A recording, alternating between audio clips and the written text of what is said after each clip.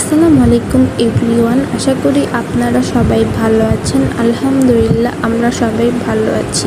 আজকে আপনাদের জন্য নিয়ে আসলাম নতুন আরেকটি ব্লগ। তো আজকে আমার বোন মোমো বানাবে, তাই ভাবলাম আপনাদের সাথেও শেয়ার করি।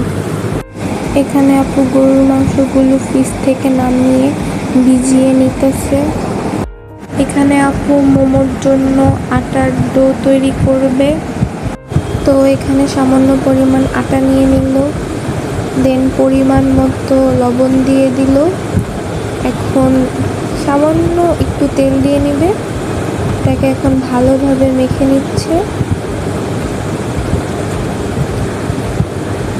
দেন হালকা গরম পানি দিয়ে এটাকে ভালোভাবে মেখে নেবে। তো আটাটাকে সুন্দরভাবে মেখে নিল। তো আটার ডোটাকে 5 মিনিট ঢেকে রেখে দিবে। এখানে আপু মাংসগুলো ছোট ছোট টুকরা করে কেটে নিচ্ছে। দেন মাংসগুলোকে এখন ব্লেন্ডার করে নেবে। মোমো বানানোর সব উপকরণ রেডি।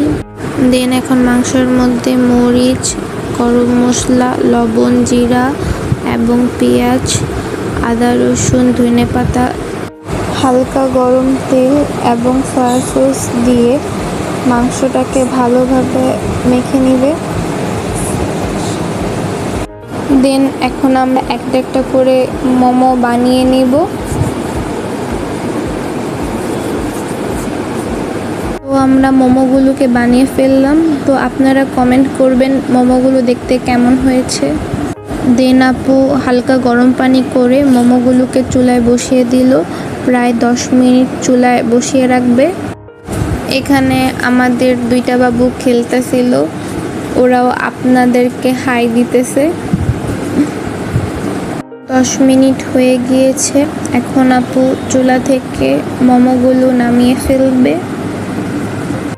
তো আমাদের মোমো রেডি। মোমোগুলো আমি সবাইকে সার্ভ করে দিলাম। মোমোগুলো খেতে অনেক মজা হয়েছিল।